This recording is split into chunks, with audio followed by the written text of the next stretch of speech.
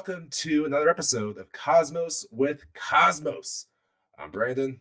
I'm Liz. I'm Mike. That's us. And today, our last episode of the year, I believe, we're doing our top astronomy stories of 2025. So every time we do a high in the sky, we always have a rundown, some space stories. So we're kind of going to pluck and choose A, some things that were our favorites, and B, some things that may have slipped through the cracks. Yeah, since I can't believe that it's almost 2026. Holy shit. We need the next 3 years to speed up real fast. Yeah. Okay. Now, yes and no. I don't want to age that quickly. Well, you know what? You might as well get it. You're going to get there eventually, so might as well get there as fast. These next 3 years is like when, Bilbo goes to Rivendell and you see him for the first time, he's suddenly decrepit. Like, that's what's going to happen to us. But check out our episode on time. Yeah. Well done. There you go. Get it out of the way. All right. So what are we drinking here? I am drinking a Cosmic Delight right here. And it's basically brandy, apple butter, and honey syrup. A Cosmic Delight that's extra nice. What about you? All right. I'm drinking. And by the way, was it too strong? No, it's like dessert in a glass. It's very sweet. Yeah. Ooh, nice. That, by the way, its real name is called the Harvest. And for this one, I'm calling it the Reuben. The sandwich? I wonder what we're Is it the sandwich? That's true. Maybe. Yeah, that would be interesting. Yeah. Reuben in a This. It's a smoothie. Oh man, no! Yours has cinnamon syrup. Oh. Mine has the honey syrup. Well. Yeah, so mine actually has the honey syrup. So mine is bourbon, honey syrup, and hard apple cider. And I can thank my sister for this. She sent it to me. It is also called the Shire Cider. The Shire Cider. That's nice. Cheers. Mine, by the way, basically tastes like pumpkin pie in a glass. Is what mine tastes like. Which is not what it's supposed to taste like because there's no. But it's still pumpkin nice. In it. It's apple butter. Yeah, but it tastes like pumpkin pie. Okay. All right. We'll get to the chat drinks in a second. Yeah. So I am drinking the eccentric little snowball. Which is just eggnog and whiskey. So classic holiday affair. And then speaking of dessert drinks, chat, we got some coffee going on, some holiday creamy vanilla Coca-Cola. Jack's doing a bunch of bacon, lemon pound cake with white chocolate icing, animal cinnamon rolls. No, apple cinnamon rolls and cheese danishes. Katie's got a green apple White Claw. They make that? Reminds me of, whenever I hear a green apple, I think of like Jolly Ranchers or some kind of popsicle from back in the day. The caramel green apple pops that they would always hand out. We always had it like at school where like buy a caramel green apple pop for somebody for $1 or whatever. It's like every school. The caramel green apple pops. Or a variation of it. Yeah. Buddy, I can't play with you right now. I don't like White Claws are a little bit, I don't know, they're like a seltzer water to me where they don't like, it's like a watered down flavor, but the green apple White Claw, it sounds kind of. I like White Claws much better than seltzer waters. Well, yes. Because I'm a basic bitch is why. Yeah. Yeah. Anyway, so if you want more of this fun banter that we'll probably get to next year, we have social media you can follow us on. So on Twitter, we're at Drinking Cosmos. Everything else, we're at Cosmos with Cosmos. That's your Instas. That's your Blue Skies. Do we have other things? Look. Oh wait. This. I'm trying to point it like in the graphics. No, just Insta, Blue Sky, Twitter. Yeah. Follow and like and subscribe. That stuff. Facebook. Facebook. Yeah, I don't have Facebook, but. Wherever it is, like and subscribe. Yeah, like and subscribe. Wherever. Down below. Like and subscribe. Down below. And that's from our social media manager, Susanna. There you go. And what does help as well is if you rate, follow us on the iTunes, Spotify, wherever you get your podcasts. That helps us reach more people so they can be subjected to our jibber jabber. Yes. Yes. And Spotify does video now, so people can actually watch. Oh, I didn't know that. Yeah. Oh, they've done that for a while. Yeah, I know, but okay. I've never highlighted it before. And as always, if you're listening now, live, or even on your podcast, check out YouTube or hang out with us after the episode for The Hangover. Well, we will talk about something very special this week, which Liz knows all about. Yeah, sure. Nope. It's like getting called on by the teacher when you do the readings. Like, oh, totally. Worse. I'm the sit in the back of the class and don't say a word student. That's me. So I don't want to be noticed. Just look, let me just exist. But you know who does want to be noticed? Some of our friends. Yeah. So, for example, Katie on Etsy has wonderful art. You can find her at Wildixia. That's IXIA. Friend of the show, Ron, Mr. RonProctorShow.com. Check out the Coopcast, if you will, and all his really cool Blender tutorials. And then our old friend Jack. You can find Jack at RollingBluffsPlanetarium.com. And if you happen to be in the Counter Bluffs, Iowa area, go check out his planetarium. And then ask him about delightful drink recipes. Well done. I think that was the best. That was the best. Friends of the that was pod the best that Friends we've of the done. Pod promo. Yeah. Normally, I stumble over things, but I'm really gonna try from now on. Oh, I appreciate that. This is only the 26 years in. Just a little, you don't have to give maximum effort, but just a little effort. It's good. No, yeah. We also on occasion give effort on our sister podcast, The Shots, where you get little bite-sized bits of science Daniel Gullets. So check that out on YouTube or wherever. They're fun. We're doing 2 more today. Take a shot of the stars with us. All right, I'm good with that. I like that. All right, so before we dive into the top astronomy stories, nope, we didn't say favorite astronomy stories. We have a couple of rules for the podcast. Number 1, any Star Wars reference, take a drink.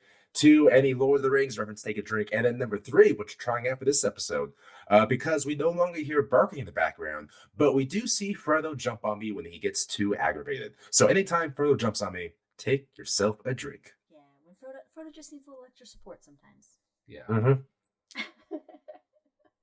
So with that, let's jump into the main episode, the podcast, if you will. What happened in 2025 that was cool? Well, I wouldn't say cool. Or so neat, or some things that we need to highlight, or that sucked, or whatever. We had talked about this before the episode began and decided to lead off with it because it makes you feel bad. Yeah, so let's start with the downer of the year. You would start with the downer, and then the rest of the episode, we will lift ourselves up as we look at the sky.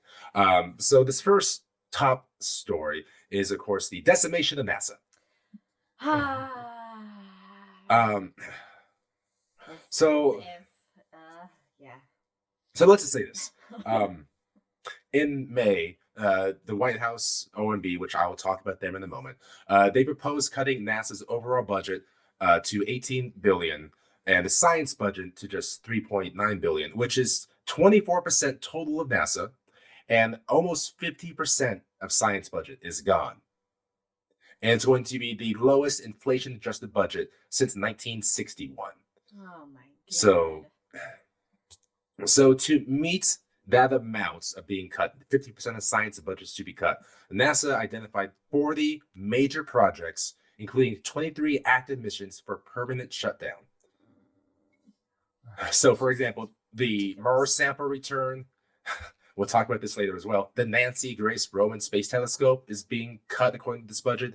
The Da Vinci, the March of the Venus Lander, the Veritas, the Mapping Surface of Venus, New Horizons, Osiris Apex landing on Apophis. Juno, which is still actually active right now, is being cut due to this budget as well. And as a matter of fact, the Astrophysics Division is being cut by 70%. 70% of the astrophysics budget is being cut to this budget. They already and of course only get pennies on the dollar, basically. If that, less than a penny per dollar. This can be if. Dude, get rid of one fucking aircraft yes, carrier and fund I will get to the potential of it being overturned, but then we also have some political realities as well. So a couple of things. As of right now, 4,000 NASA employees, or 20% of the agency, have left in 6 months. Oh my God. And these aren't like people. Yeah, these aren't people that just came in yesterday. These are program managers that are being gone. These are the cream of the crop of this country that no longer work for the federal government, and they're going to go work overseas, going to work in private industry. We have lost this knowledge, and it's tough to claw back from this because these missions that are being canceled, it's not like you can just rehire people within 6 months. And so these take decades. Mm-hmm. Mike will talk about that with Vera Rubin. Vera Rubin's been in the works for, 25 years? More than that. More than 25 years. So it's not, yeah, you can't just turn it off and on. Once it's off, you lose it for decades. And so that is exactly what's happening here.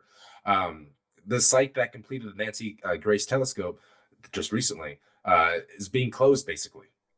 They're That's just closing Goddard. and what a waste of fucking money. You know, talk about waste. You're just you by cutting this, you're just wasting all this fucking money, taxpayer money that has been spent already for these missions. And this is where I want my tax money to go. I want it to go to this. I want to go to public education. I want to go to universal healthcare, infrastructure, and the things that are for the people of this fucking country, and not the fucking goddamn military because it's overbloated and costs too much money anyway. And I forgot the ratio, but I think it was like for every $1 spent on NASA, you get what, like $18 back? Yeah, it's huge.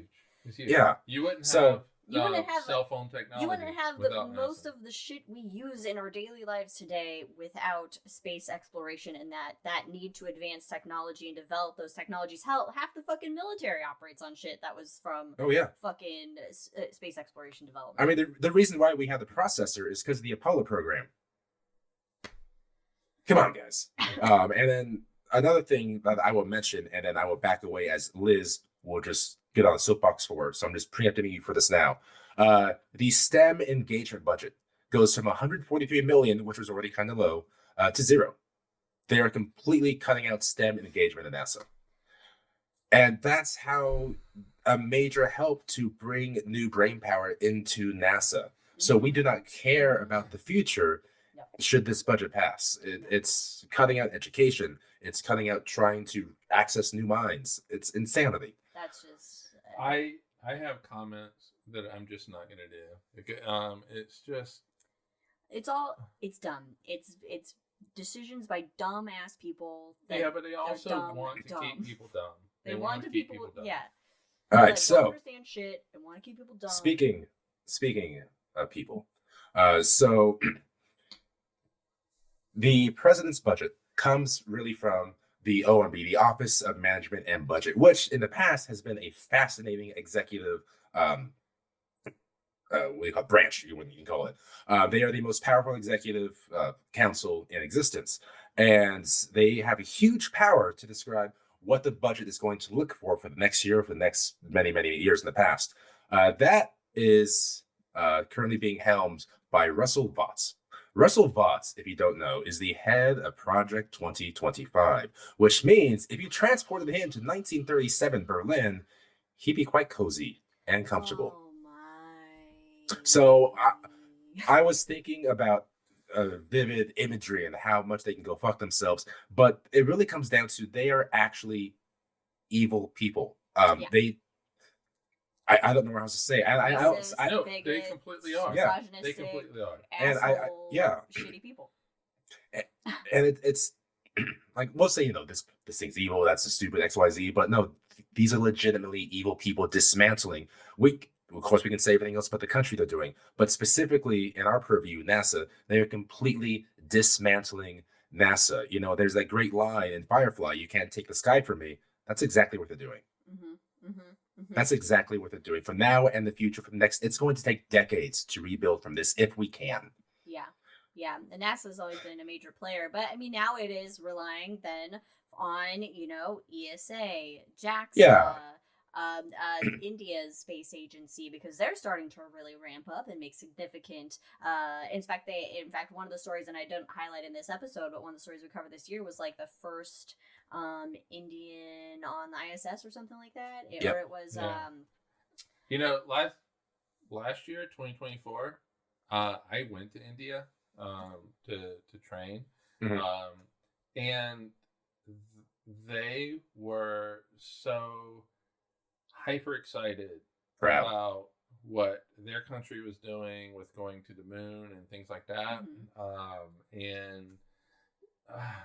mean, I've been out to India a couple times as well, to planetariums, and they are extremely proud of the space program, and which our individual citizens are as well of NASA. But at the federal level now, we're being shat on. It's absolutely insane. I mean, you can be proud, but if you're not calling your you have to support. representatives, You have to show your support. you have to show your support. And one way you can do that, so in this, for us, it's call your representatives and we have a shot about that. Yeah, Brandon did a whole shot. And also there's things like the Planetary Society that work towards advocacy for funding and politics and space policy and all that kind of stuff. So becoming a member of the Planetary Society, those funds go towards helping to support and fight these missions, and they've done a lot of great work in helping to promote and save missions. Although now it's they're running into a brick wall, and it's headed by Bill Nye, so you can't go wrong with Bill Nye. As a matter of fact, one of the articles I read for this was from Planetary Society, and they brought in former NASA employees that were heads of programs, senior scientists. They interviewed them and basically asked a couple of questions, including, what does this mean? And it was catastrophic. That was the word, was catastrophic. Yeah.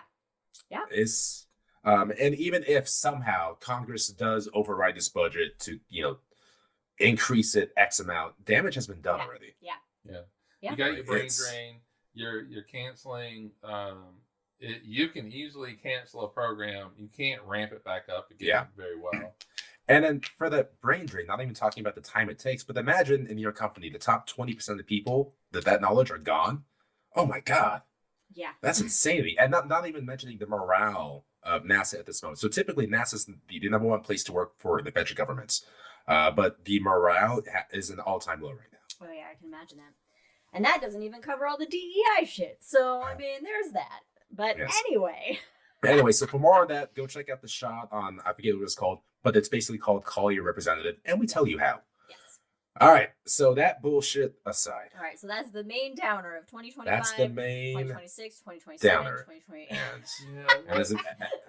And I'm going to take a drink to NASA because, God damn it, guys, keep your chin up. Good luck. Cheers to NASA. But, the thing is I am going to be hopeful, and I am going to hope that it's not as bad as it's going to be. Yes. Or that it appears that it's going to be right now. That we come out of this. We have to fucking come out of this, right? I mean, this cannot be the bottom. We just gotta go where the air doesn't smell so foul. All right, we'll take a drink to that.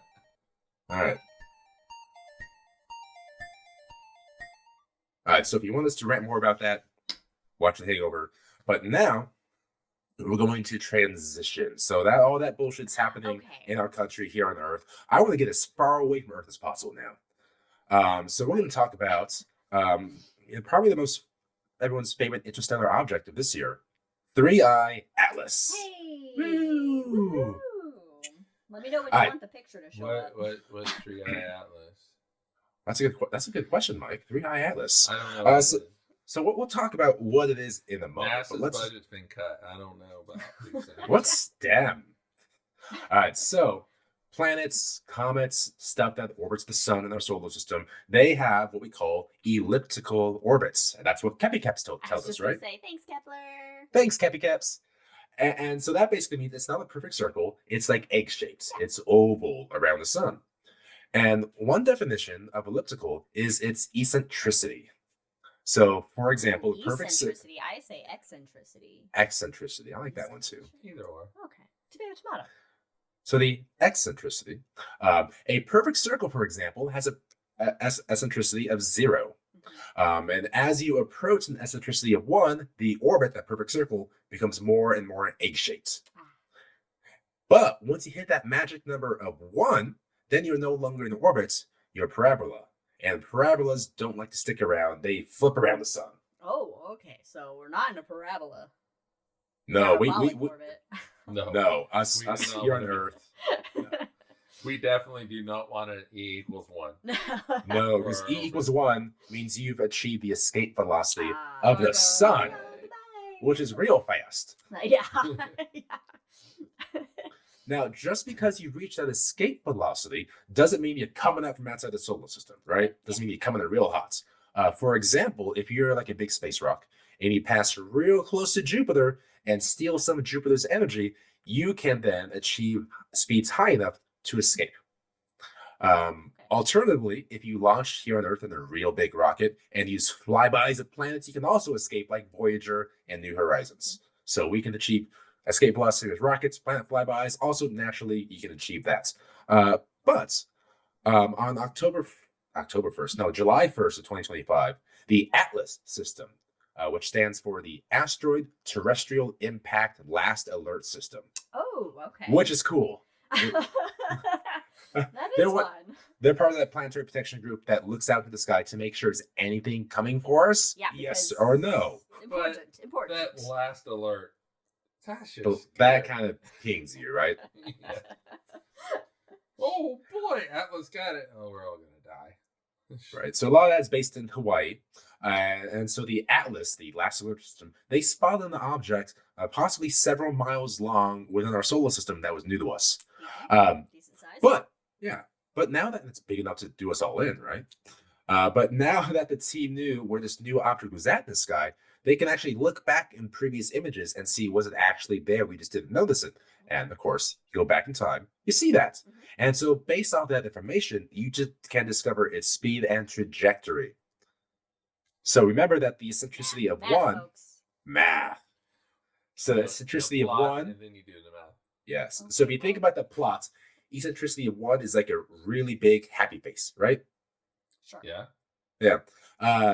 And as you increase that number, you get flatter and flatter to basically a straight line where you just zip by the sun, if you will. So this had eccentricity. Anything over one is called hyperbolic. Hyperbolic. I didn't know that. That's math. Yeah. I remember that. So this object had an eccentricity of 6. Ooh. Which is damn near a straight line. And it's moving around 36 miles per second. Fast. How long would that take to get across the U.S.? That's always the question, right? That's 100 seconds, right? 3,600 miles? Oh, 100 seconds. 100 seconds. 100 wow, seconds. he maths real Take fast. That, bullet train. Take that, high-speed train. 100 seconds. New York, L.A., 100 seconds, God. man. What's the whiplash on that? What's the G? Well, okay, there's no whiplash because you're on it. You're not feeling any. Well, that depends what the acceleration is, yeah. Oh, okay. But you got to get on. Well, okay, yeah. So, in fact, that's going so fast that as it flies by the sun, it barely moves in its trajectory. That's so fast. That's cool. So let's rephrase that just for a sec. The sun doesn't change its orbit. No, the sun's because just it's moving so fast. Sun's just doing its sun Thank thing. you. It's just going. Yeah. So in Brandon's notes, he says that it barely feels the sun, which is true. So the sun's gravity doesn't deflect it that much. It deflects it. It does deflect it. Yeah, it does. But not actually a does. lot because but it's not a going lot. so fast. So quick. Yeah. Okay. Yeah. So at that point, once they discovered the speed and trajectory, they figured out it came from interstellar space. Beyond the sun. Sorry. Let me do it right. Let me do it right. I wanted to be like, ooh, but then I started choking on my own saliva. All right, sorry, let me do this right. Let me take it right. All right.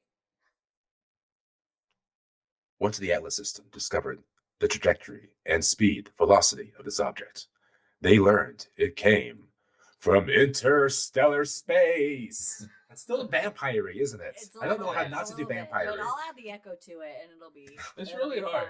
It's really hard. So I feel like there's only one person from the 1950s that can do this type of thing. That's really Liz. Well. Oh well. You never know. But AI. We could probably AI. No, boo, boo. No. AI's the future. What could go wrong? Everything's gonna go wrong. Everything's gonna go so wrong. I've seen Terminator. So once we discovered this from interstellar space, that's when we gave it the designation 3I/Atlas.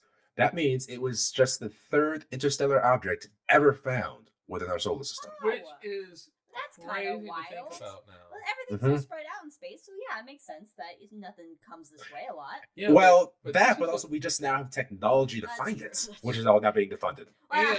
But there's also ESA, JAXA, IRSA, those things. So, the thing is, though, is since getting the technology, which immediately in my brain, $6 million man from like the 1970s. But anyway, we now have the technology to rebuild him. But anyway,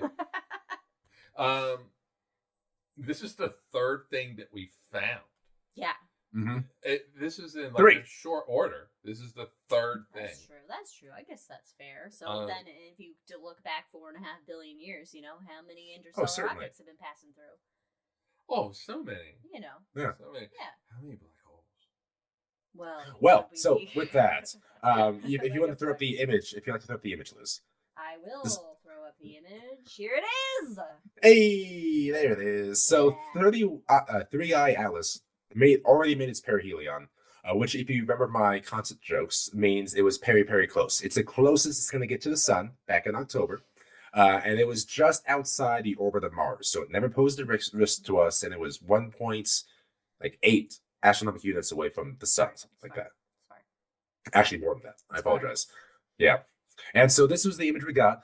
It was on the opposite side of the sun when that happened, so unfortunately, we didn't get great images of it. And we kind of figured out it's between 0.5 and 3.5 miles across. Oh. Which, there's a big variety there, but, comics has its nucleus. I mean, and has a tail. Yeah. Of course it's got a tail. Yeah, but it's cool that an interstellar object has a tail in our solar system, right? And what if? You're if? getting close to a heat source, you got to sublimate. Yeah. Physics, you get hot, you got to sublimate a little bit. And I so wish that it was in the orbit of us. That way we would have a one-time meteor shower of an interstellar object. God, that'd be so cool. Lifetime meteor shower? That would be amazing. Yeah, so looking at the coma, the tail, the object itself, it's rich in carbon dioxide and is venting off cyanide gas and atomic nickel vapor. Cyanide gas? Which is actually very similar to comets originating in our solar system. Oh, so it's just another way to figure out what else is out there in the universe, what other properties, what's common. How similar are comets, between star systems and shit. Also, cyanide gas, that's fun. Don't go there. Sign in happiness. So given its trajectory, it likely came from the interior of the Milky Way, not outside of the further out orbits, but inside, which means it's probably around 7 billion years old, older than the sun. Solar system. I love old shit. That's great. Yeah, yes. You want to touch it, right? I do want to touch it. I'm gonna lick it. it. Oh, you do not want to lick it, you die. Yes, I do. Yes, I do. You want to lick cyanide? Your tongue gets stuck to the comet. No, not any cyanide gas. Episode scene, but with a comet. I'm gonna be the first person to die with interstellar objects. I mean, I'll take that death. I will take that death. Oh, for sure. That's a legendary death. Yeah. So with that, the big question is, can you see it? Yeah. Right? Comets. We love seeing comets. They're like a harbinger of doom. Yeah, we do. We like it. So the answer is probably not. So right now, through around January 3rd, it'll be in the constellation of Leo. So if you look at Leo, it's like a big old pencil-shaped thing. Yeah. Backwards question mark. Wait, Leo's springtime, so pencil-shaped thing? Yeah. Pencil. I did, because in my mind. Oh, you're thinking of the body? The body and yes, the I'm just thinking of the stick itself. Yeah. Okay. But that's always what kind of reminds me of. Question mark. Followed by a small triangle. That's how I describe it. Followed by a small triangle. Yeah, you got the question mark. And then over here, you got little triangles. The back legs and tail. This will be for off air. I've learned so much about triangles this week, guys. It's been insane. There's different isosceles subjects. and equilateral. Boom! And you just need more triangles and polygons. Anyway, so it's in the constellation of Leo. Go look at that if you can. If you stay up late enough, you can see its general area.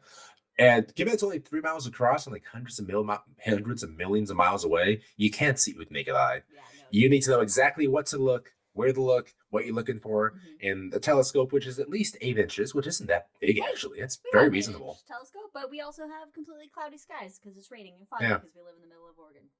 So, yes, you can see it, but probably not. Yeah. But I just, again, love being visited by interstellar objects. I love that. See, we're coming up already. We're getting happier. We're getting happier. We're about to get real happy because this next one's very exciting. I will hand it off to Fancy Physics Man for this. Take it away, Fancy Physics Man. What did you choose? What did you choose? A different name. What are you talking about? A different name. What are you talking about? Regular Physics Man? No, you're Fancy just Mike. Physics Man. It's fun. Just Mike. And one day you'll have a top hat. Mike will do. Mike's fine. You can just do Mike. I respect that. If you had come up with a little weird name, Astropunk maybe or something, I don't know. Fancy Physics Punk. Mike. Fancy Physics Punk. Fancy Physics Punk. Jesus. New name just drops. PPP. You walked into that one, Mike. Oh, fuck my life. All right. If only you're in the funk. If only you're in the funk, we could be fancy physics funk. All right. It's the pH. I was going with the pH. Okay. The Rubin Observatory. Named after a sandwich. Vera C. Rubin. Did she like sauerkraut? I bet she did. Maybe. I think originally she was like somewhere near New York. Okay. Well, So- then probably. She probably All right. enjoyed a Northern New Reuben on York. occasion. A Reuben eating a Reuben? Okay, so Rubens all the way down. early 1990s. Oh. Ding, Okay. All right. ding. 35 years ago, a group of astronomers met. Uh-huh. And they actually drew up plans on the back of a napkin. Oh, Yes! God. I love when it happens. Cliche. So cliche. I love it. So some astronomers began to plan a major new telescope Mm-hmm. that they would hope would push astronomy and technology. Yeah. Okay. And As NASA does. the original idea for this, because dark matter, can't say dark matter was just discovered, but it was because it wasn't. Right. It was But we discovered still 2 decades basically earlier. know jack shit about it. Yes, it was discovered at least within the Milky Way 2 decades earlier by Vera Rubin, a good 60 years earlier by Fritz Zwicky, looking at a galactic cluster far, far away. So, in a galaxy far, far away. Oh. I mean, it was low hanging fruit. It was right there. It was right there. You know, it's rare we make a Star Wars reference, though. Actually. It's been a hot second. Anyway, so the original thought was that this observatory could focus on dark matter. Yeah. And Try that and type figure of out thing. what the fuck it is. And hopefully figure out what Yeah. it is. So Reuben with a side of chili. it does All right. have other goals, which I will get to in a bit. But as things progressed, they actually named it. They named it the Large Aperture Synoptic Survey Telescope. Last? Yeah, Last? The last LSST. telescope? LSST. I'm sorry. LSST. They leave the A off. You don't want to be called the last telescope. I guess, or do you? I mean, it's probably. I mean, that's pretty on true. point if you're NASA. It's the No. last telescope. The last. Reuben with this side of chili, please. That's good. I'll take a drink of that. That's good. I do like that. We'll give the reference to chili here. In a God, minute. it's making me hungry now. Actually, I kind of want. Yeah. I kind of want a Reuben, even though I don't like We're in Swiss, so I'd have to substitute the cheese. for it. Mike and I are on empty stomachs, so we'll see how this goes. And also, Yeah. technically, me at this point now as well. This could be my black hole. So stick around for the hangover because we might. In pass 6 out. hours, stick around for the hangover. I had no lunch, but Pretzels. before this podcast, I had 8 pretzels, little tiny pretzels. We'll see how they. I like that you counted them. I know. I did well. All right, Vera Rubin. Anyway. OCD. Anyway, all right. So they start really working out plans. Yeah. For this, and of course, you have to go out and get funding. You got to talk to government agencies and things like that.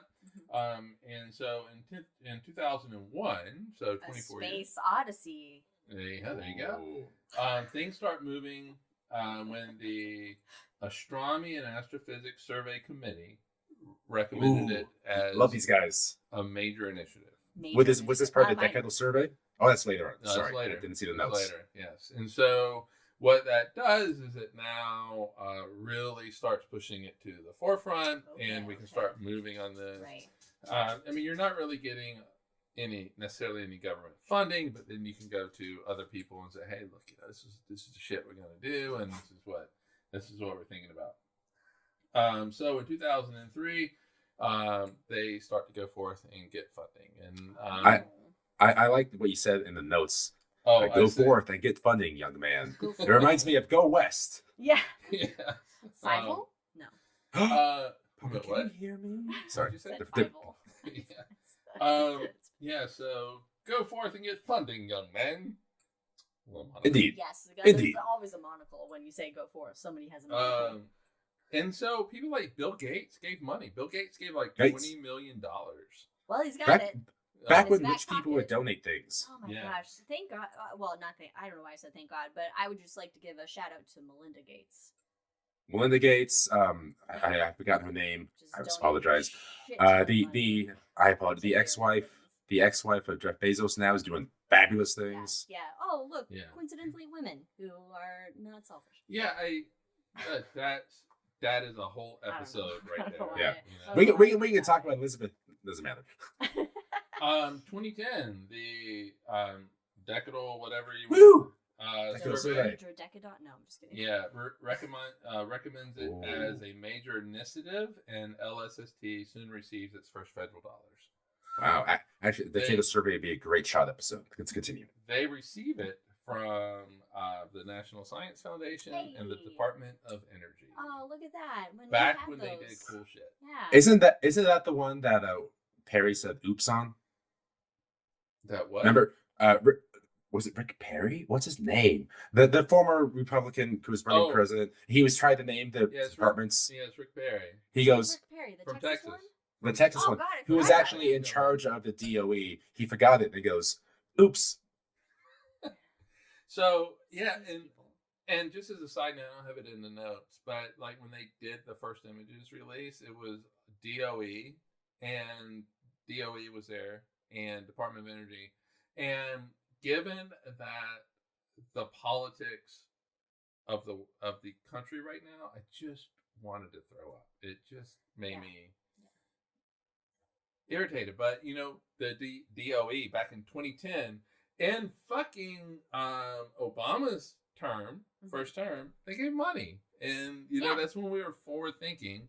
And all of that. When we were for STEM and science and all that. And also, side note in chat, since you can't see it because it's not the hangover, Jack makes a mean Reuben egg roll, and Brandon wants the recipe, and we all want the recipe. So can send that over. And, although we won't broadcast it because it's a family secret. But a Reuben egg roll. Yeah, but we're family with Jack at this point, aren't we? Yeah, we go way back. Yeah.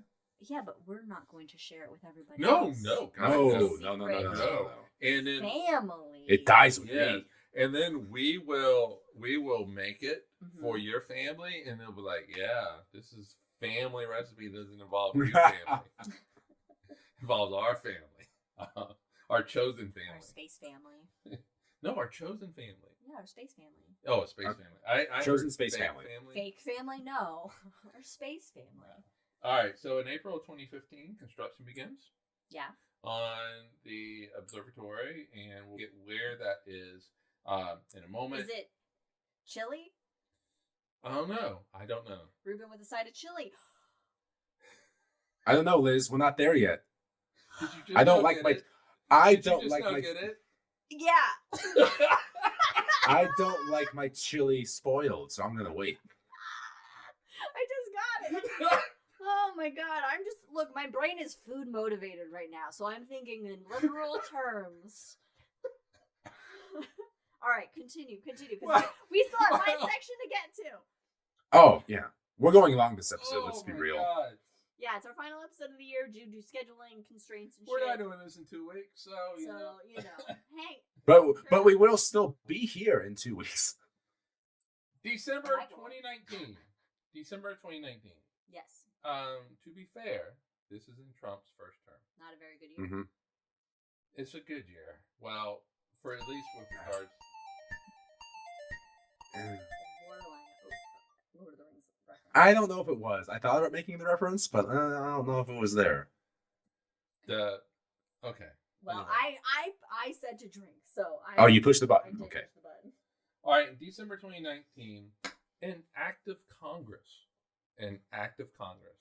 renames it. Does that happen? Oh, yes. They rename it to the Vera C. Rubin Observatory. Back in the day. This is the first publicly funded astronomy facility in the U.S. That is named for a woman. Wow. So. Surprised they haven't tried to change the name. Vera Rubin, not able to get a Nobel Prize. Because she died. Because she has died. And she's was very gracious about it when she was alive. Had to be. Because she's a woman.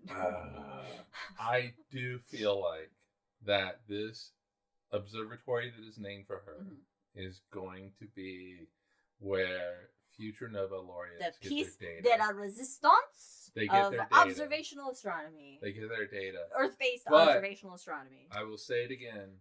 Vera Rubin deserved the Nobel Prize. Yes. No matter what she says. And like you said, she's being gracious. Because she had to, she deserved it. Which, if you want to know about the dynamics and politics of getting a Nobel Prize within any kind of program, check out the book Einstein's Shadow. Yeah, and check out our Hangover, where we do our book club review on it. Hey, which will be out on the Saturday. Like and subscribe, folks. That might already be out. I don't know. I don't remember. Yeah. All right. Anyway, the Vera Rubin Observatory is being built, and it's located on El Piñón Peak at Cerro Pachón in Chile. I don't know what this was like. I should not have done the Italian because it's not Italian, it's Spanish. But anyway, both romantic languages. Yeah. OG romantic languages. Yeah, it is at an elevation of 2,682 meters, which in American, about 8,800 feet. In fact, it is 1 foot short of 8,800 feet. Damn. I would have just put a slab of concrete. Right, just add a little extra oomph. But hey, there's a reason why the telescopes are located where they are on Earth, and that's because it's the better view conditions in terms of what are getting through our atmosphere, essentially. Right. And so eliminating atmosphere to eliminate or avoid atmospheric events, you want high, cold, and colds. You want high and colds. The best place and dry. High, cold, and dry. The best place is space, obviously. But for Earth-bound stuff, high, cold, and dry is what you want. So it is located in dry, so the Atacama Desert. It's in Chile. Its next door neighbor is Gemini South. And so you have Gemini or North, Gemini, if you like, in Hawaii, which is in Hawaii, and South is down in Chile. Not really north and south of each other. I'm just saying. What? Nothing. Anyway, they are. Chile has got a lot of great observatories that are there now. Yep. It actually has 3 mirrors as a primary mirror, which is actually 2 in 1. That mirror is 8.4 meters across, or in American, 28 feet. So it has a diameter of about 28 feet. Do we know? I don't think so, but do you know if that mirror was also made in Tucson? We will get to that. Hey! Yay! Look at me not reading the notes. We will get where it was made. So it is actually 2 mirrors in 1. It has an outer mirror and then an inner mirror. Sounds like a funhouse mirror. It would be, yeah, if you're like standing kind of over it. But anyway, this reduces the complexity of it for the observatory. It also allows the telescope to be more compact, which I will comment on in a moment. It took 7 years to make that mirror, from building the mold for it to melting the glass to spinning it and all that kind of stuff. Mirror creation is like wild. I really missed an opportunity going to U of A to check out their mirror facility. The secondary mirror is 3.4 meters, or about 11.2 feet. Sure. In American. And so the third mirror, though, is part of that first primary mirror. So the primary mirror has this outer ring, basically, and then it changes shape and has a different shape, and that's considered the third mirror. And so it's like a 3-in-1 mirror then, really. Well, no, because it's 2-in-1. Because you basically, for the primary mirror, you have 2 mirrors. Yeah. And then you have the secondary mirror, which is up here. I missed that. And the light hits the outside of that primary mirror, goes up, hits the secondary mirror, goes down and hits the third mirror, which then reflects up to the camera itself. So it's a lot of bounce. Yeah. Go to your local planetarium, and they'll have a model to describe this for you. Unless you're in Arizona, go to Mesa Community College. Yeah, and so basically this allows you to have kind of a long focal length and a short, compact telescope. But anyway, this third mirror, so the inner part of the primary mirror is 5 meters in diameter, or about 16 and a half feet. Imagine if we never invented mirrors. I know, right? Oh, we would never be deceived by our eyes again. Sorry. So mirrors Shaded can reference. of this size, 28 feet, a 30-foot mirror. Yeah, that's By big. the way, my first planetarium was 30 feet across. Yeah, It's a huge mirror. That's big. That That's is big. heavy. That is Yeah. heavy, and it's got to sit made on of some sort of glass. backing. You can't just put this glass up; it's going to break, right? And so it needs to be supported by something, and it's actually supported by this hollow, stiff honeycomb backing, Okay. So we can thank bees. which allows you to reduce the weight of the whole thing. If like an insect dies on the mirror, do you just take Windex to it? No, you do not. No, you do not. That's a lot of. You got to have professional mirror cleaners. I did not look up the cleaning, but I can tell you, no. Oh, yeah. I'm gonna put myself on mute as I look for that answer because I'm really curious. All right. This was constructed at the Richard F. Karras Mirror Lab in Tucson, Arizona. Hey, right under the football stadium. Underneath the football stadium at the University of And Arizona. and that's because the U of A football stadium never gets loud because there's nothing to cheer for. Oh. Ron on chat says they spray it with CO2, carbon dioxide. Okay. Oh. All right. Well, I'm gonna stop looking then. I'm not an ASU fan, but I can appreciate that that shade you just threw. I'm technically not, but I went there, so I guess I got to support it as well. So I found this really interesting because my brain immediately went to refrigerator, and you'll get it. Okay, so the primary mirror travels 7,000 miles from Tucson, Arizona, to the observatory in Chile. Yeah, just what an undertaking. What? What an undertaking. Yeah, I know, right? Of transportation. And at one point, it has to pass through a tunnel. Sheila, but not on the other side. A tunnel. They gotta have a tunnel big enough, though. They gotta fit that All mirror in the tunnel. Barely. You gotta take it right. Well, I mean, that's why so many science projects involve renovation of existing architecture. Like when you had the space shuttle to go to DC, for example, they had to, expand roads, expand bridges, just to make this happen. Yeah. Just getting through that tunnel, the clearance was 1 foot. So that's why. That's terrifying. Our refrigerator when it was developed. Our refrigerator. It was a miracle of millimeters to getting through our front door, our new fridge. All right, we only got because our old one died. This actually is like one of the biggest mirrors that there is, the 8.4. Yeah. Is there a bigger one? No, I do not think there. So it is the biggest. I think it actually not is one the of. biggest. Yeah, but I don't have. In my head, one mirror thinking to rule them all. Oh my god! All right, we just gotta keep drinking. I just refilled my drink a little bit anyway. Yeah, I'm running out here. And oh my god, this is story number 3. All right. Anyway, its camera is the largest digital camera ever built. It has 3,200 megapixels, which is 260 modern cell phone sensors. So quite a bit. The camera weighs about 6,600 pounds or 3,000 kilometers.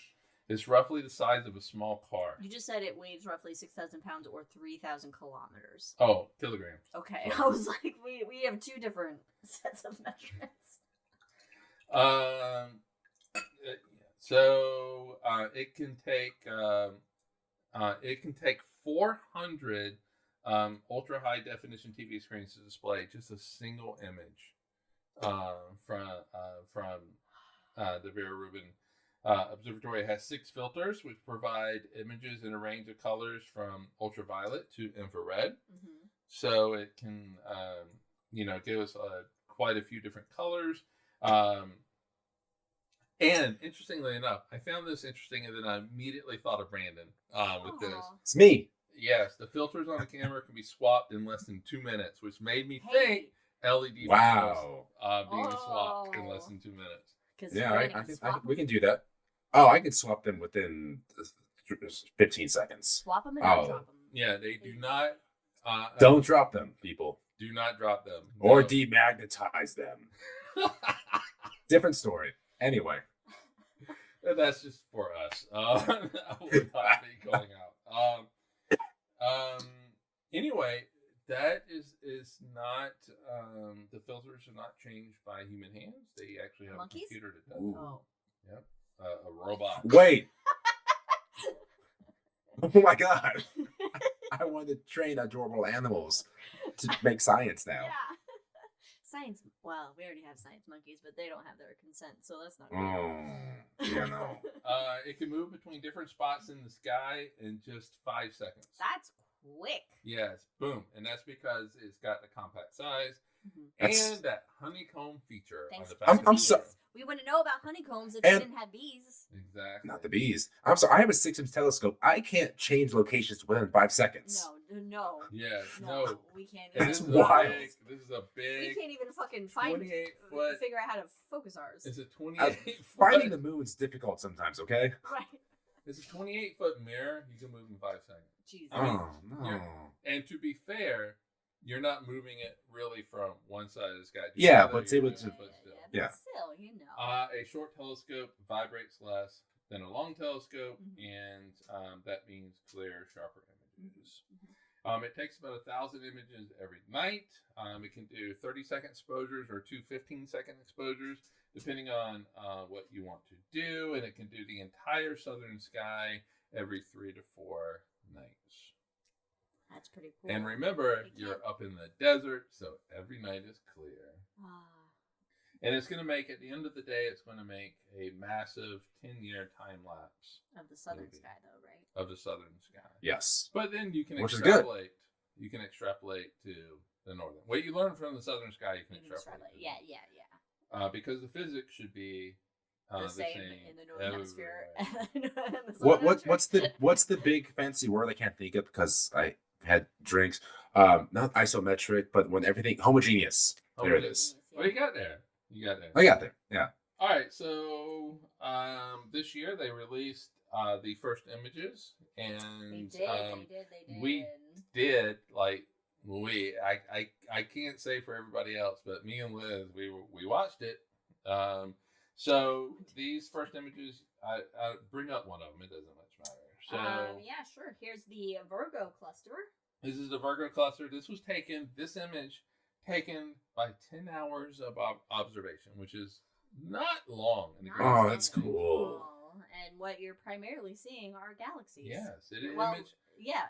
in this image, it imaged 10 million galaxies, and in its 10-year lifespan, I'm sorry, the cake references in the chat are. throughout its time, its 10-year plan is looking at maybe seeing 20 million galaxies I mean, over look that. at these beauties. Look at these beautiful galaxies on this image. It's just, you see some spirals, you see ellipticals, you see all the different kinds of galaxies. And then those objects that you see that have like the cross kind of light flares to them, those are stars within our galaxy that are being captured. Anything that doesn't have that sort of artifact effect, which is from the telescope, that when you see stars in images and they have those like cross beams to them, those are artifacts from the telescope. Anything that doesn't have that is going to be a galaxy in this image. That's a cool note, though. I like that. Yeah.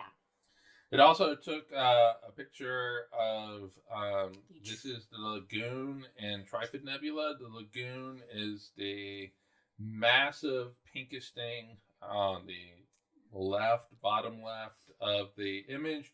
The Trifid Nebula is this beautiful little pink thing, kind of In the upper right, with the blue surrounded right. by some blue there. And in this image, you see all these dots, and it could look, a little grainy or pixelated if you're looking at the smaller ones. Those are still all stars. Those are all stars. It's not grainy at all. There's no pixelation. My There's no low God, it's resolution. full of stars. Fucking stars. All stars. Jesus. It discovered. I did. All I had were videos of it. I didn't want to necessarily put a video up, but it discovered 2,104 asteroids that had never been discovered before. That's a lot of. Speaking of last, 7 of which were near Earth asteroids. Atlas. It also imaged 46 pulsating RR Lyra stars, and all of that. And so it does have some major science goals. That is dark matter and energy. We have to take a drink. No, we don't. That shouldn't be there. All right. I will anyway. I forgot to turn it off. I believe in you. Okay. Dark matter and dark energy is one of its science goals. Understanding the mysterious components that make up most of the universe. Mm-hmm. The two, dark matter, dark energy, make up 95% of the universe, and so understanding them is key to this observatory. Paramounts.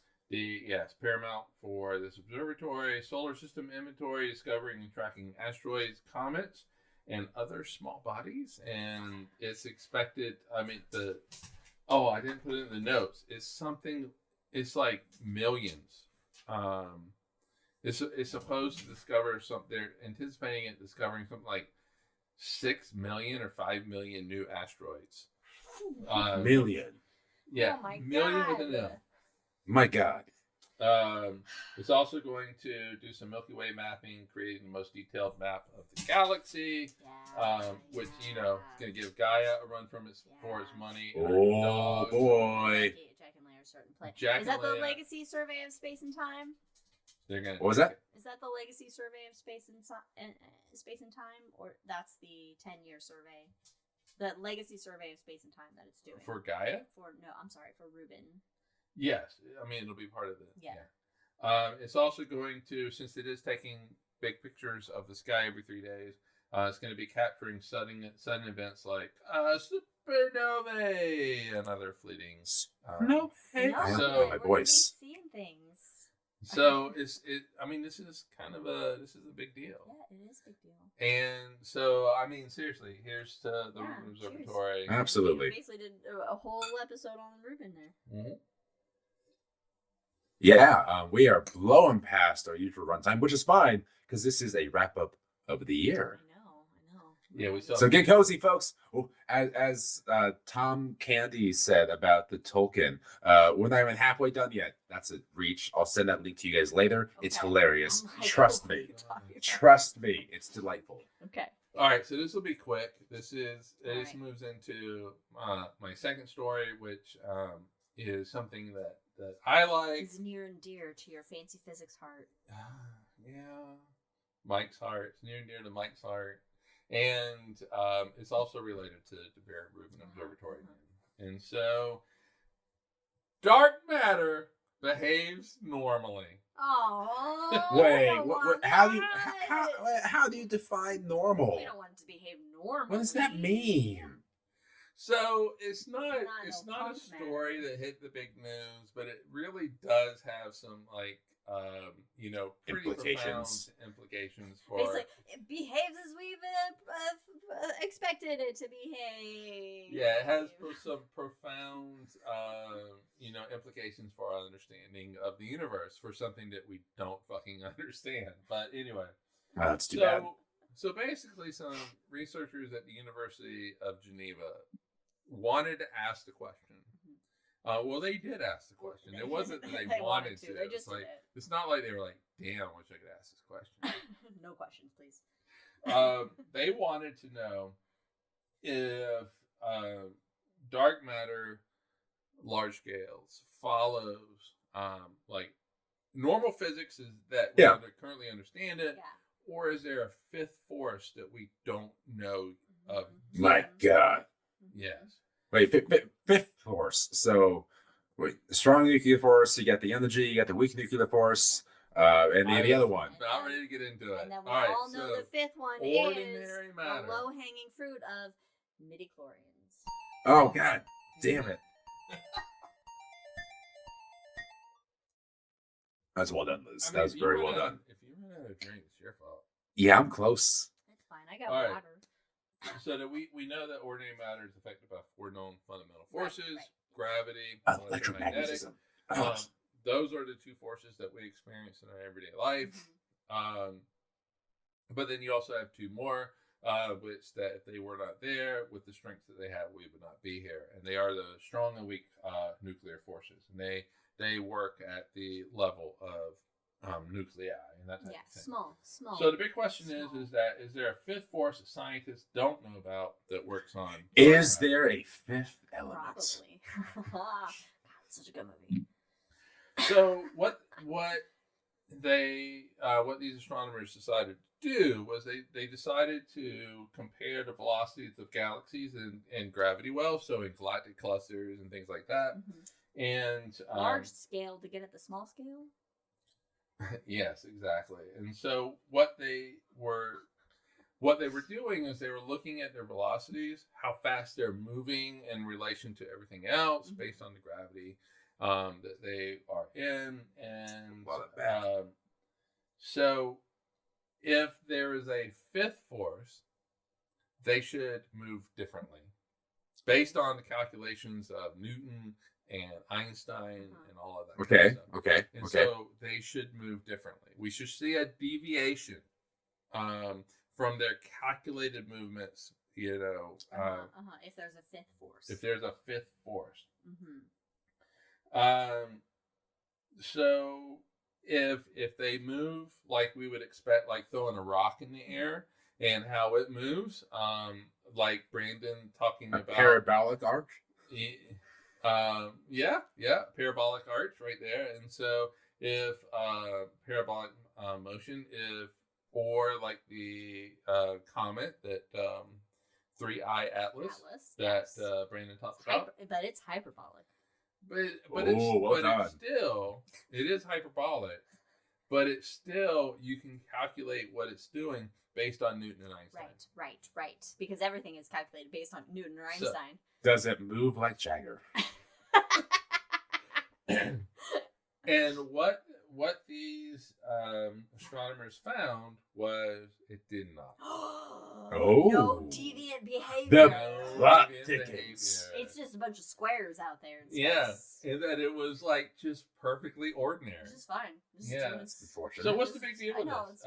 It actually eliminates some exotic ideas for dark matter. Oh. Yeah. And it also eliminates the ones that call for a modification of gravity. No, we want modifications. We want differences. We want to break physics. Break it. I do want to break physics. However, I don't want to break it. No, I do. I do want to break physics. I do want. You only want to see the. I want new physics, but to break physics in a way that also breaks Einstein and Newton and that type of thing. Oh, I don't like that. Oh, you don't want Einstein. Like that. Take that, Einstein. You don't want that. Listen, Newton's a questionable character, but I want Einstein to be right. I want Einstein to be right. Actually, Einstein's kind of questionable as well. To a point, I realize that Einstein is wrong. Fundamentally, Einstein is wrong, but this is not where I want physics to break. I want physics to break at fundamental levels. It's just boring. No, I'm sorry. For those of you on the podcast, I had to read a comment from the chat. I want new physics. Ron says, quote, "We have perfectly good physics back home." So, what's the big deal is that, dark matter makes up, 5 times the amount of ordinary matter, and having a better understanding of what it is a good thing. And so, there's more work to be done, and that work is going to come from the Rubin Observatory. Hey! And Desi, which is near and dear to Desi Arnaz? Yes. Not that Desi. Which is near and dear to Ron Proctor. Oh yes, I'm very excited for Desi stuff. It's Anyway. I put some of that Desi stuff on the dome this morning. Looks fabulous. Nice. All right, you're up. Oh, it's my turn now? All right, Liz, we got 30 seconds left. Have a good time. All right. So basically, so what I wanted to do, and this is, you went way more into depth with Ruben than I thought you were going to go in with Ruben. So I was going to highlight some of that James Webb's accomplishments over the past year, some of which we highlighted in A High in the Sky, but Webby Webb's is, you know. Oh, hold on. Oh my God, we got the Ruben egg roll recipe. We have it. Brandon, grab this. You have to grab this. Oh my God. Take a picture right now. I love that. Oh, we will have to substitute Swiss cheese. Click. Also like pepper jack or we got to make a day this week. We all make this. All right, what do we have? We have Ruben egg rolls. We have almost all of those ingredients. Third of a pound corned beef or deli pastrami, cut into lean strips. 5 ounces slices of Swiss cheese, shredded. 1 ounce of cheese, softened, and a fourth day. Oh my God, it keeps going. Oh my God, we have the sauerkraut. We don't have the egg roll wrappers, and we don't have the pastrami, but we got pretty much everything else we can. Do you have the fennel seeds? Well, of course, Ron, you did the artsy part. Anyway, no one who listening to this podcast can see the chat, but just bear with us. All right. So, but before we get into James Webb, there is one piece of news I wanted to highlight because it led me into making a little planetarium short, basically putting the video of it on the dome because I thought it was super cool and should be on a dome. And I stand by that decision. And that was the new adaptive optics that was used to image raindrops in the sun's coronal rain. The GST system, Kona uses a mirror that continuously reshapes itself 2,200 times per second to counteract turbulent air, and was able to give us basically these this is a video of coronal rain on the sun, and there's multiple videos and images of the sun's activity, and I just thought it was the most beautiful thing. Now, do you want those raindrops dropping on your head? No, because you would die very quickly. But all the epic ways to die, actually. But I would die in that way. That's so cool. Yes, I'll die by coronal rain. I'll take so that. Cool. So anyway, Corona rain. So if you have a Digistar, look up coronal rain. All right, we've had a couple of throwbacks just with this. We've had some like 1970 song, "Raindrops Falling on My Head," to like that dude who did like the Chocolate Rain. Chocolate Rain. Yeah. And just by the way, scientists from the U.S. National Science Foundation, National Solar Observatory, and the New Jersey Institute of Technology, they produced these images and videos. Nice. New Jersey. Would allow it. Would allow it. The one time New Jersey gets a little bit of a pass for, all right, just a little bit of a pat on the shoulder for New Jersey, but never in any case otherwise. All right, so that's cool. Or hot, but let's move on to James Webb. So James Webb, this is a 2025 picture showcase of James Webb. We're starting with the most recent, going back through the year to January, and we're starting with, and this was in our most recent episode of High in the Sky, but the Wolf-Rayet binary star APEP, which is 8,000 light years away in the constellation of Norma. This is 2 Wolf-Rayet stars, which are super high, just freaking energetic stars. They are orbiting each other every 190 years, and each orbit they make a close pass for 25 years, producing and spewing this amorphous carbon dust that basically produces these concentric rings from the stars. This image itself is 4 light years across. There's actually a third companion that kind of does a little interruption and causes these kind of voids within the rings, or disruptions within the rings that you're seeing. So, so that is how you destroy the ring. That is how you destroy the ring. And a Wolf-Rayet star right there. I got a drink, but we're not on the right page for the drinking. So there you go. There's the tail end of the drink graphic. Now I go back to the images. All right. Next is Sagittarius B2 molecular cloud. These 2 images, one is with the NearCam and one is with the MIRI filters. There we go. And Sagittarius B2 is 26,000 light years away in the constellation of Sagittarius. It's the largest star-forming cloud region in the Milky Way, a few hundred light years from our central black hole. So hanging out near there. And the empty areas of space that you see here, kind of like some dark areas, it's actually so dense with gas and dust that Webb itself cannot even see through it. It's like Leia. Yeah. Webb cannot penetrate Leia's gases. And this image as well is for oh no, I was looking at the wrong thing. Clearly you can see the key there on how the length of light years across this is. And in the mirror image, which is the bottom image with the purples and the blues, the blue dots you see in it, those are the brightest stars in this area. They emit strongly enough to appear through the dense clouds of gas and dust as these blue pinpoints. So there you go. Next on what Webb saw was the protostellar jet in SH2284. This is a near cam image.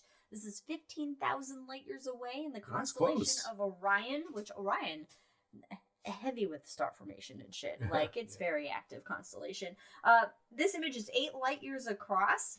And so there's a protostar that's kind of in the center of this. All these little stars with these, like, that star light effect coming from them, those are going to be like basically closer. They're not part of the nebula itself or this area itself. But the star's in the center and it's emitting these jets as it's basically being born. This material is basically being emitted at hundreds of thousands of miles per hour from the central protostar, weighing as much as 10 of our suns. And this is basically a birth announcement to the universe. Oh, that's nice. Yeah. It's like a birth announcement, being like, hey, new star born. So instead of the images of the baby, inside of you, just send this. Just send this. Exactly. As your birth announcement. Just send this. Like, as surprise. Oh my god, it's the sonogram and you have like this image in the sonogram. I don't I could Photoshop that shit, but are you like at that point, like, are you a god? Yes. Do you have stars being birthed inside you? Every woman is a god for being able to give life. I accept this, yes, right. Without question. Thank you. Next we have NGC 6072, a planetary nebula in both NearCam on the left and MIRI on the right. This is a planetary nebula, so it's basically the death of a sun-like star. It is 3,200 light years away from Earth in the constellation of Scorpius. The circular shells around the outflows from the central dying star, which in the MIRI image on the right is in pink. You can see that central remnant, which would be a white dwarf at this point. Remind me what this is called? This is just this NGC 6072. But there's not, because can I submit a name for it? Yes. I want to call this image Kitten Mittens. Kitten Mittens. I approve this. And actually, that ties in very well to the next one, which is the Cat's Paw Nebula. Meow. Cat's paw. Oh, cat's paw. Oh, that's Rocky. The inside of the kitten mittens is the cat's paw, although not related to NGC 6072. But this image was actually released for James Webb's, and can you believe it, 3rd anniversary. 3rd anniversary. No! 3rd anniversary. For more on time, go check out the episode on time. What? Wait a minute. Yeah, 3 years. This year. So the cat's paw, by the way, 2025 is 3 years. Yeah, it shows its toe beans, I guess, are the no toe beans. Oh, wait a minute. Is 3 years that first image or 3 years to launch? Since it launched. Oh, that's because it was launched in December. It was. Well, maybe it it's was first. I don't know. Day. But anyway, we watched it. This was released as part of the 3rd-year anniversary. So, it's 5,500 light years away in the constellation of Scorpius. This is a star-forming region. So massive young stars are carving away at the nearby gas and dust. So you can see where they've carved away as the toe beans in the cat's paw. I just want to interrupt for a moment because I do want to do a shout out to Ron. Okay. With the Clash reference. Rock the cat's paw? Yes, the Clash reference to rock the cat's paw. Nice. That's solid. Just that is solid. That is a solid punk reference. We will take a drink. We will take a drink to rock the cat's paw. Right there. I approve that. Take a drink if you have drinks. Take a drink if you had it. Drink if you got it. We've done so many drinks. Yes. I'm sorry. It's wild that punk songs are now just pure mainstream. I don't know how this happens. Oh, it's not. Okay. Hangover. Keep going. Next, we have the Bullet Cluster. This is in NIRCam. Oh, we talked about this. Yeah. This is 3.7 billion light years away. With the B. Is this like bourbon cluster? No, the Bullet Bourbon Cluster. Yes. This nice. is sponsored by Bullet. We got some sponsor ideas. So in the center, you can actually see this light blue spiral galaxy. The clusters of galaxies are on either side of that galaxy. It stands alone. You can kind of see them in white. And also in this image where you see these kind of like, it looks like these like lines stretched. That is what's called gravitational lensing. Where those galaxy clusters are it's bending the light from objects behind them. You know who predicted that? Einstein. Yes, you did. Good old Einie.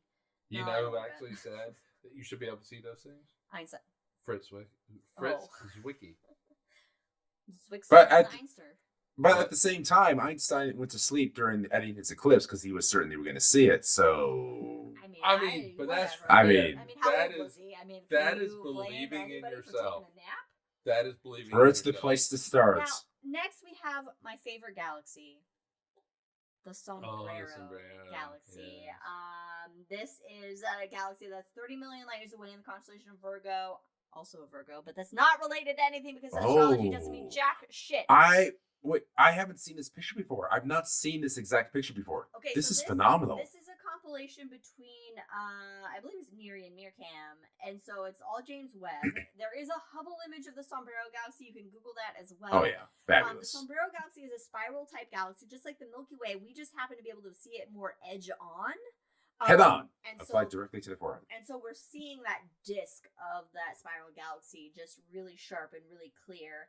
The near-infrared image shows where the dust from the outer ring blocks stellar light from the inner portion of the galaxy. And then the mid-infrared image, which is the MIRI image on the right-hand side, that actually shows the dust glowing.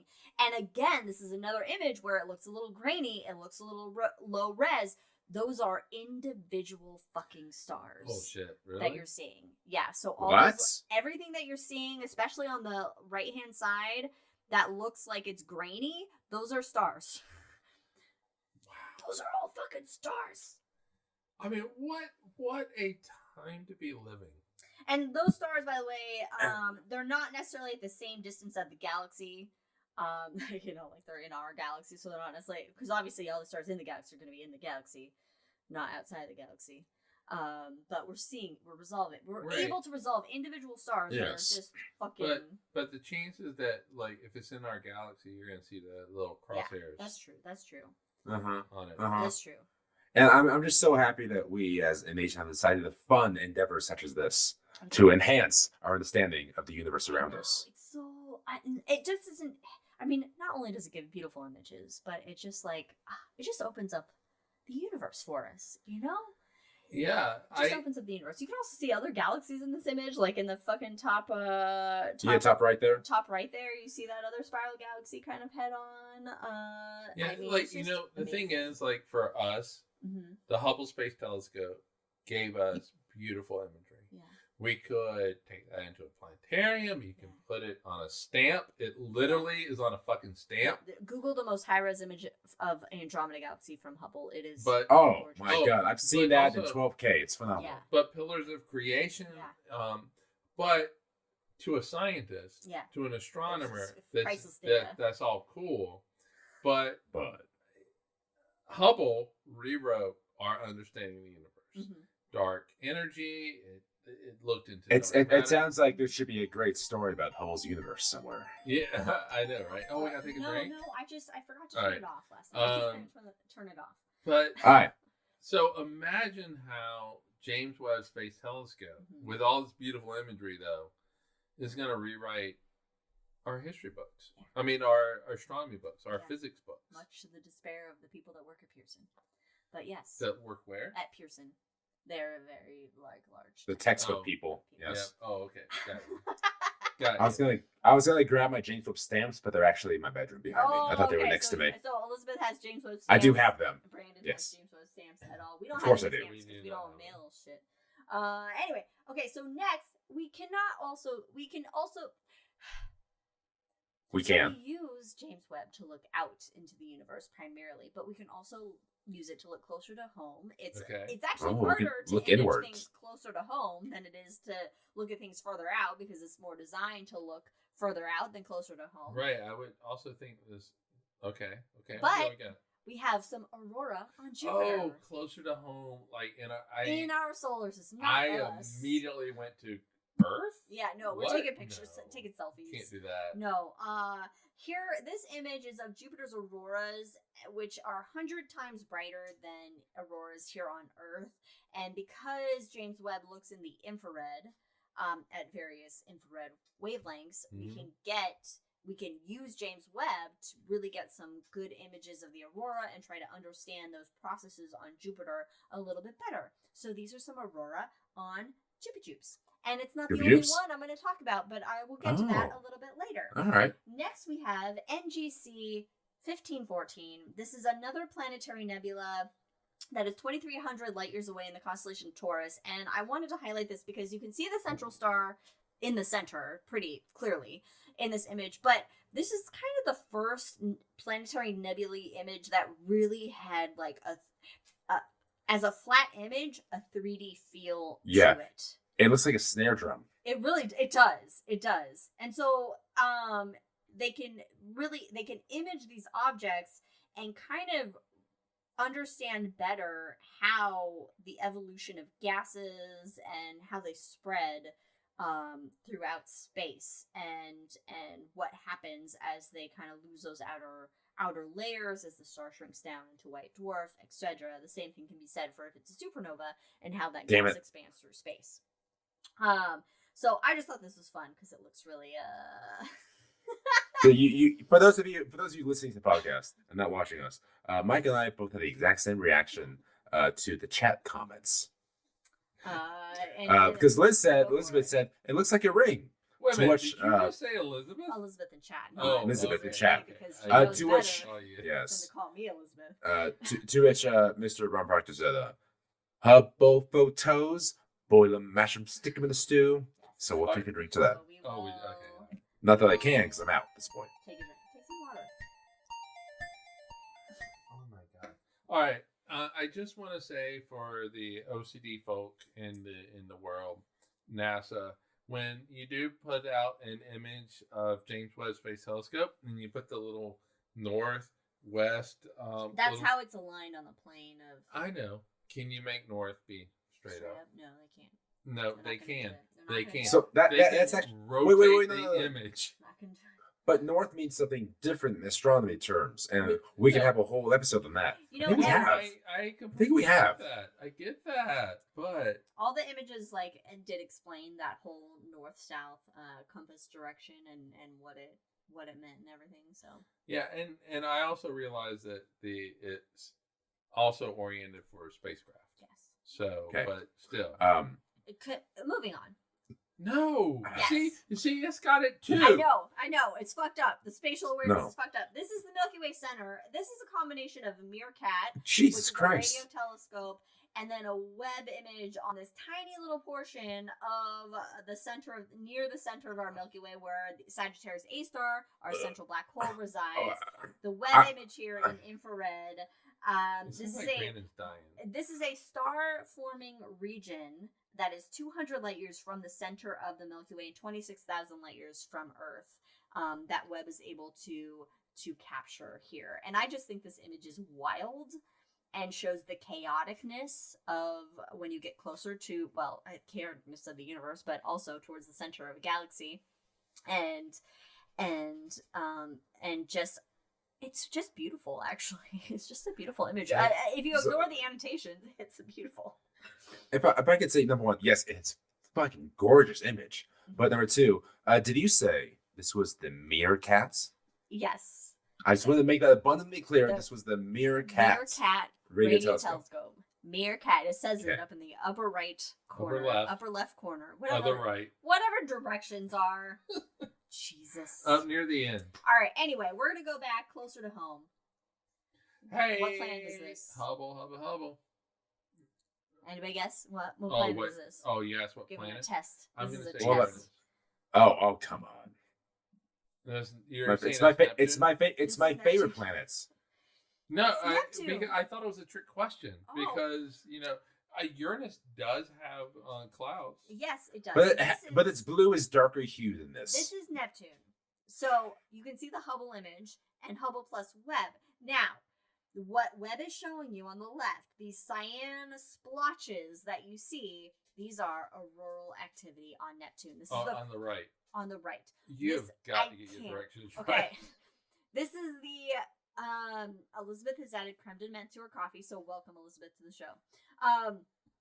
So this is the first time that we have observed auroral activity have captured direct evidence of auroral activity on Neptune.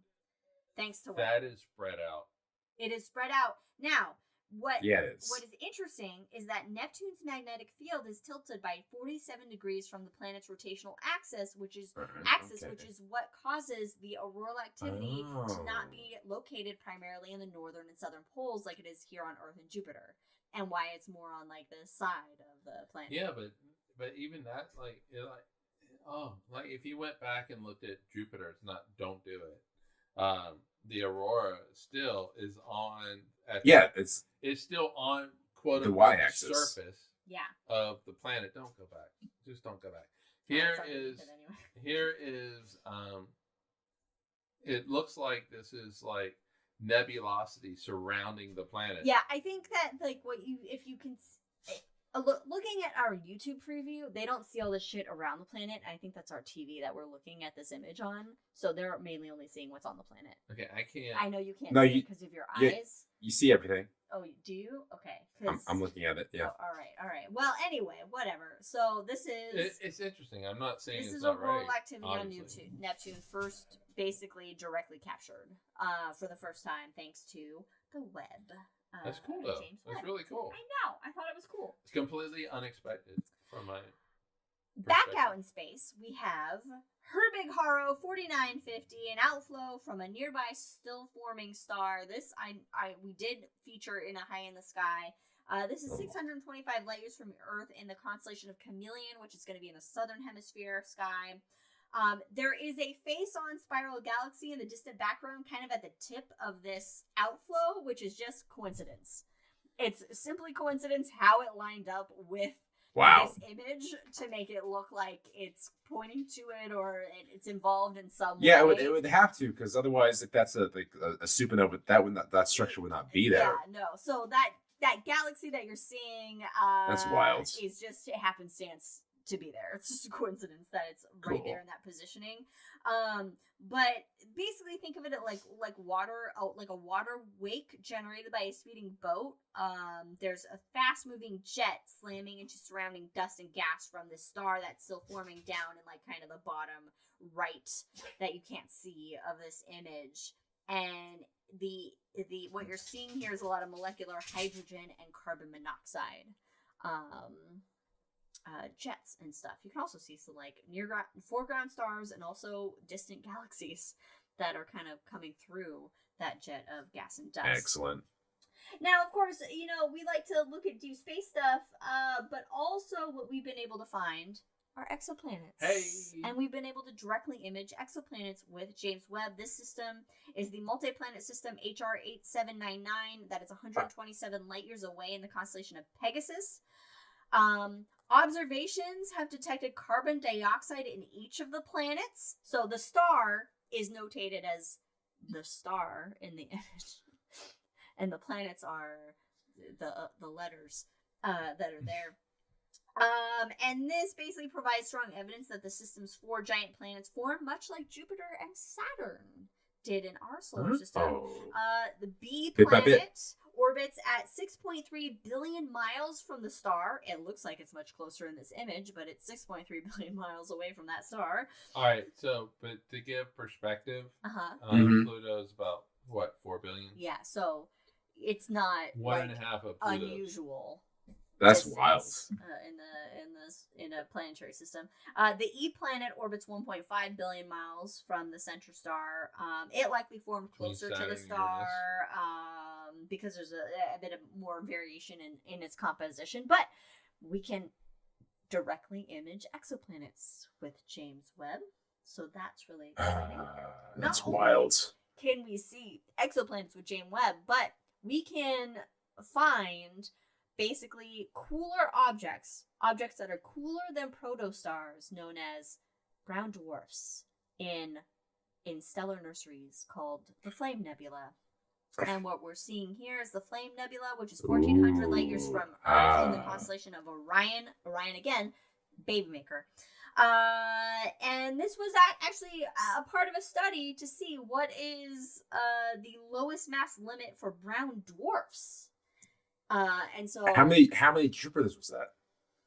I don't know how many Jupiters that was, but this is just what was released as part of that study, and an interesting image to be like, hey, oh look, we can see these objects that we wouldn't be able to see with like a Hubble, right? And other telescopes due to their low mass, and they're not that they're operating more in the infrared than another wavelength, being like higher in mass or more energetic.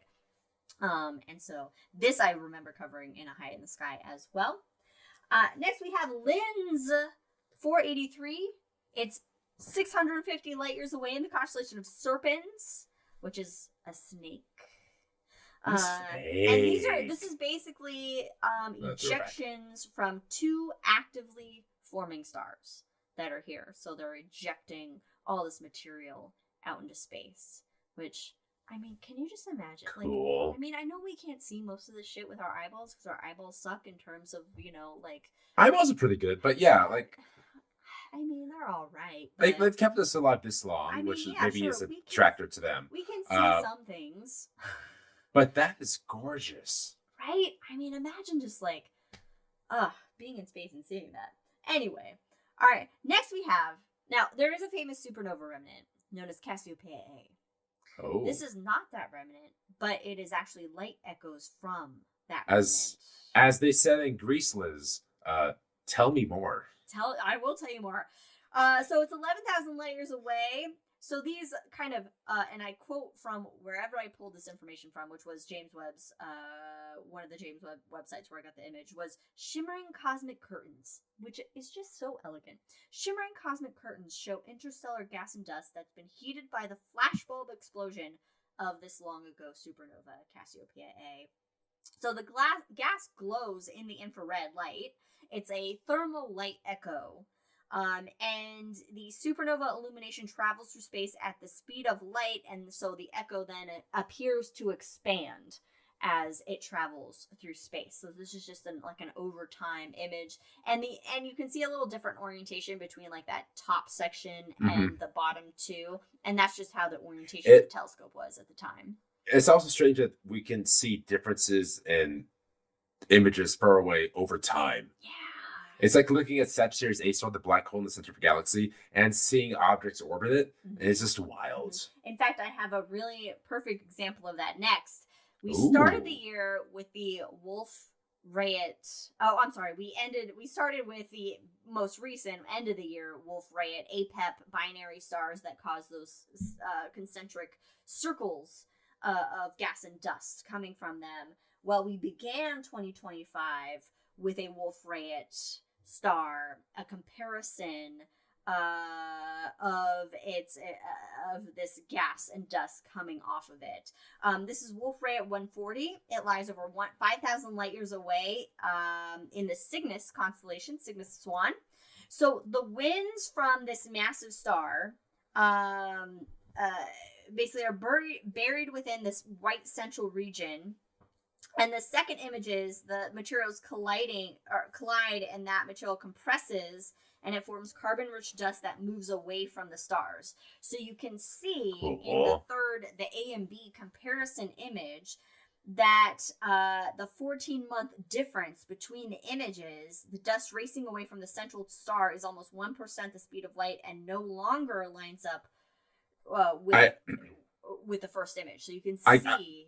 I can't wait in like 6 years when there's a GIF of this made and you can actually see the movement, these wavelengths being moved. Yes. Yeah, how it goes out in space. So even just 14 months, we can look and see how it's different as that gas and dust, impacts its surroundings and compresses and moves out. So I mean, it was a lot, right? But these are just, oh God, I turned it off this time. These are just a few of our favorite things. Yeah, so I mean, James Webb Space Telescope is doing a lot. It's done a lot. It's gonna hopefully continue to do a lot. It is helping us understand our universe in a way that we haven't been able to before, because it's a bigger and better telescope, and what we need to see the universe, to understand the universe, are telescopes, because light is our information. It's our data that we get. Yep.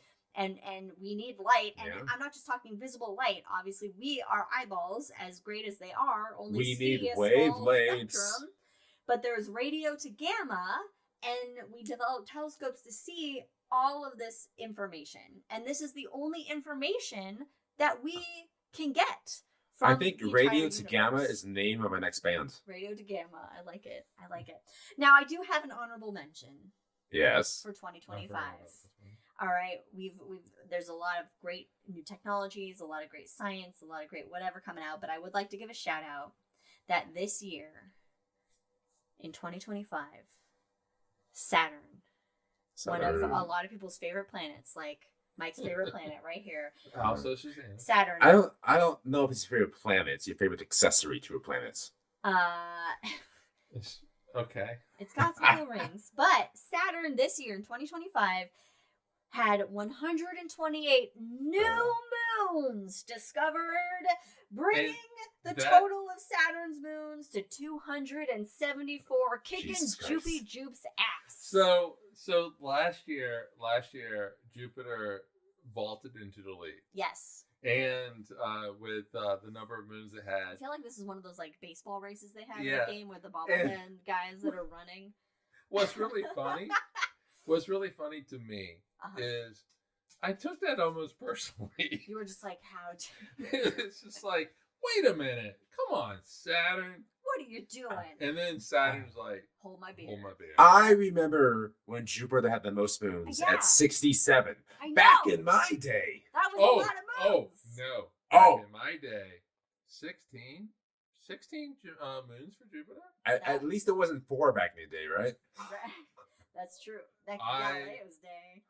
I was born like a couple years after that. Galileo. Oh no. Yeah. So these are irregular moons, which actually means that they formed from larger objects that were captured by Saturn's gravity and eventually collided with one another and fragmented. So there was a lot of activity in our early solar system. Unless we find that one of these 274 moons are no moon. Oh shit. Oh. God, you have no drink, dude. That's why I can say it.